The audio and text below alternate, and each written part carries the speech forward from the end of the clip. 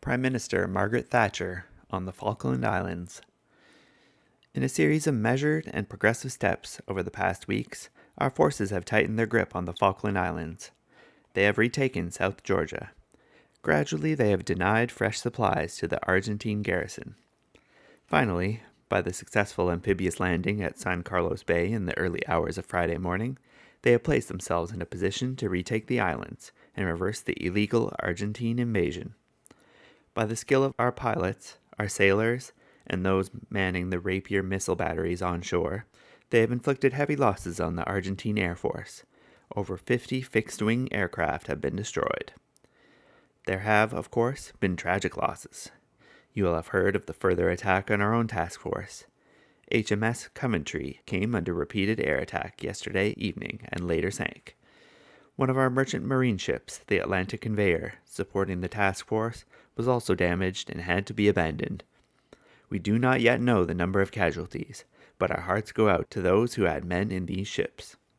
Despite these grievous losses, our resolve is not weakened. It was 8 weeks ago today that information reached us that Argentine fleet was sailing towards the Falklands, 8,000 miles away. At that stage, there were only two ways of trying to stop it: through President Reagan, whose appeal to Argentina was rebuffed, and the United Nations, whose plea was also rejected.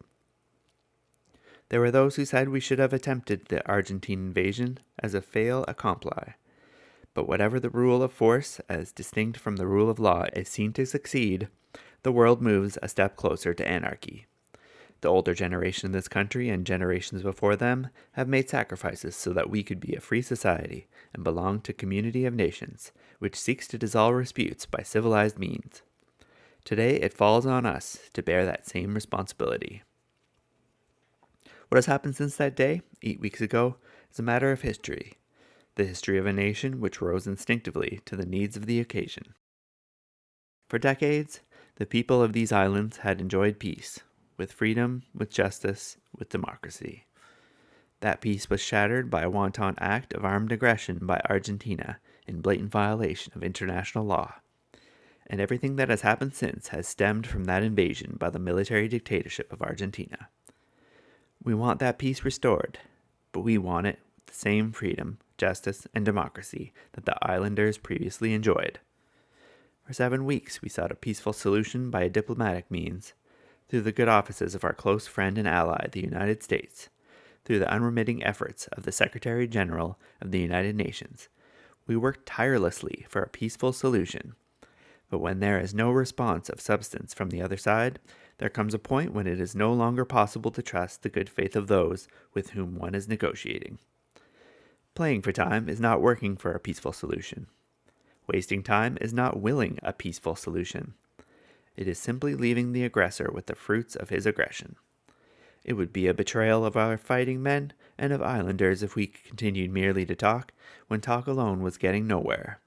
And so, 7 weeks to the day after the invasion, we moved to recover by force what was taken from us by force.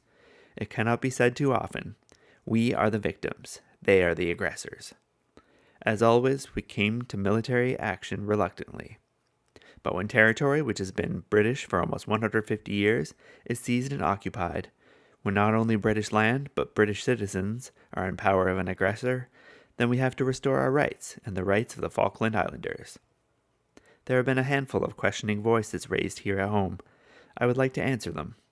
It has been suggested that the size of the Falkland Islands and the comparatively small number of its inhabitants, some 1,800 men, women, and children, should somehow affect our reaction to what has happened to them.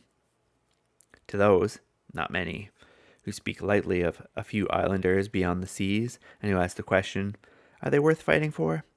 Let me say this: right and wrong are not measured by a head count of those whom that wrong has been done. That would not be principle but expediency. And the Falklanders, remember, are not strangers. They are our own people. As the Prime Minister of New Zealand, Bob Muldoon, put it in his usual straightforward way, with the Falkland Islanders, it is family.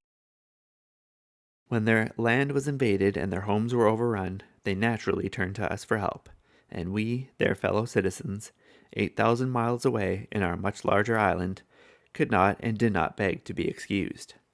We sent our men and our ships with all speed, hoping against hope that we would not have to use them in battle, but prepared to do so if all attempts at a peaceful solution failed.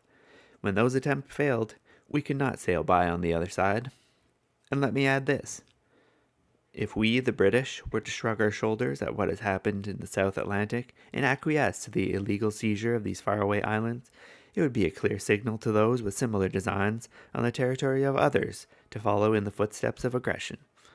Surely we, of all people, have learned the lessons of history, that to appease an aggressor is to invite aggression elsewhere, and on an ever-increasing scale. Other voices, again only a few, have accused us of clinging to colonialism or even imperialism. Let me remind those who advance that argument that the British have a record second to none of leading colony after colony to freedom and independence. We cling not to colonialism, but self-determination. Still others, again only a few, say we must not put at risk our investments and interests in Latin America, that trade and commerce are too important to us to put in jeopardy some of the valuable markets of the world. But what would the islanders under the heel of the invader say to that? What kind of people would we be if, enjoying the birthright of freedom ourselves, we abandoned British citizens for the sake of commercial gain? Now we are present in strength on the Falkland Islands. Our purpose is to repossess them. We shall carry on until that purpose is accomplished. When the invader has left, there will be much to do, rebuilding, restoring homes and farms, and, above all, renewing the confidence of the people in their future. Their wishes will need time to crystallize and, of course, will depend in some measure on what we and others are prepared to do to develop the untapped resources and safeguard the island's future. Madam Chairman, our cause is just. It is the cause of freedom and the rule of law. It is the cause of support for the weak against the aggression by the strong. Let us, then, draw together in the name, not of jingoism, but of justice. And let our nation, as it has so often in the past, remind itself, and the world, naught shall make us rue, if England to herself do rest but true.